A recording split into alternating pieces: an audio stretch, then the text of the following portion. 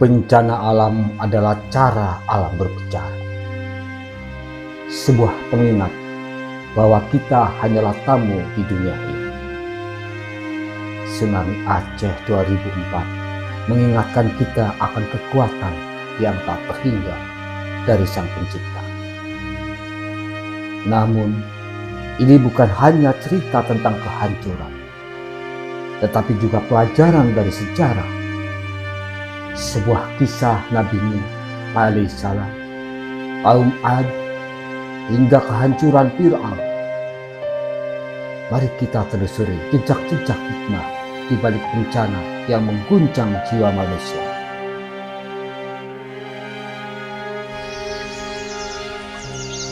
Pagi 26 Desember 2004 di Banda Aceh terasa biasa. Langit cerah, anak-anak bermain di pantai, dan orang-orang sibuk dengan rutinitas mereka. Tetapi tak ada yang menyangka kedamaian itu adalah awal dari bencana dahsyat. Pada pukul 07.58 waktu Indonesia Barat, bumi mengguncang dengan kekuatan 9,1 skala Richter. Salah satu gempa terbesar yang pernah tercatat di dalam sejarah modern. Lempeng Indo-Australia bergerak dengan hebat, menciptakan gelombang tsunami yang menyapu pesisir Aceh. Dalam hitungan menit, laut surut secara misterius, dan tak lama kemudian gelombang raksasa setinggi 30 meter menghantam daratan. Jeritan ketakutan, suara gemuruh air, dan reruntuhan bercampur menjadi satu. Lebih dari 230.000 jiwa hilang di 14 negara. Dan Aceh menjadi wilayah yang paling parah terdampak. Tapi, apakah ini hanya sekedar fenomena alam? Ataukah ini adalah tanda dari sesuatu yang lebih besar?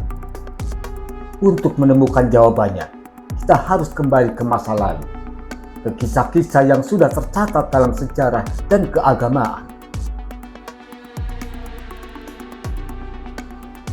Kisah Nabi Nuh alaihissalam adalah salah satu cerita paling terkenal dalam sejarah manusia.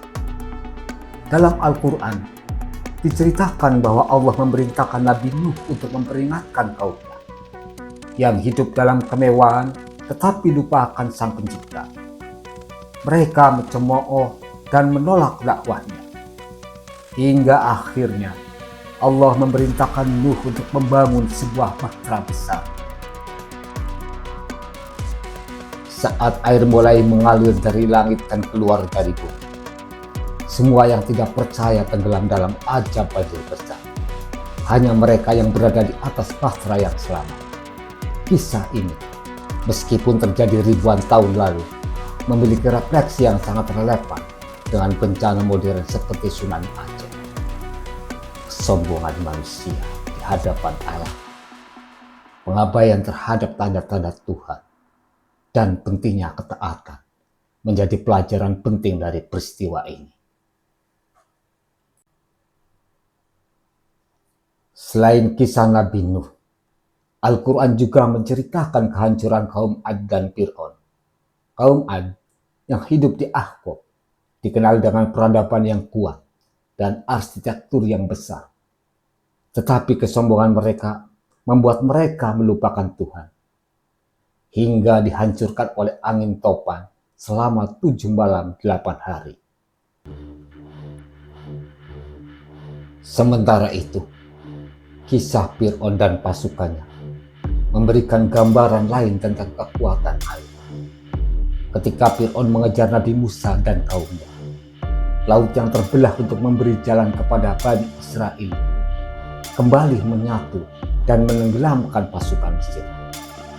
kekuatan ini, baik angin, air, maupun tanah, semua adalah alat Tuhan untuk mengingatkan manusia.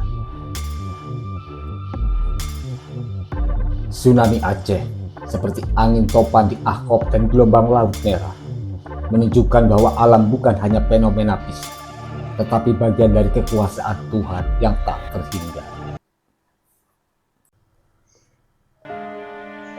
Namun, seperti halnya kisah Nabi Nuh dan banjir besar, bencana alam juga membawa pelajaran tentang harapan dan solidaritas. Di tengah kehancuran, kita menyaksikan manusia bersatu. Bantuan datang dari seluruh dunia. Doa dipanjatkan di setiap penjuru negeri. Dan mereka yang selamat menjadi saksi hidup bahwa rahmat Tuhan selalu lebih besar daripada murkanya. Tuhan berfirman dalam surat Al-Baqarah ayat 286 bahwa Dia tidak akan membebani manusia melampaui kesanggupannya. Tsunami Aceh mengajarkan bahwa meskipun alam bisa murka, ada hikmah yang lebih besar di balik setiap bencana. Dan tugas kita adalah belajar, merenung, dan memperbaiki diri sebagai hamba-Nya.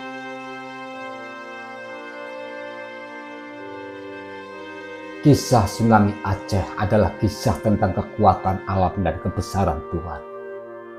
Ini adalah peringatan, tetapi juga harapan. Sama seperti Nabi Nuh yang membangun bahteranya dengan iman. Kita juga harus membangun bahtera dalam hidup kita. Bahtera ketaatan, kepedulian terhadap sesama, dan rasa syukur kepada Tuhan. Semoga kita semua mengambil pelajaran dari sejarah dan bencana, agar menjadi pribadi yang lebih baik, lebih rendah hati, dan lebih bijaksana dalam menjaga hubungan dengan Sang Pencipta dan alam semesta ini. Terima kasih telah menonton. Jangan lupa untuk like, share, dan subscribe, agar lebih banyak orang bisa belajar dan mengambil hikmah dari kisah ini. Sampai jumpa di video berikutnya.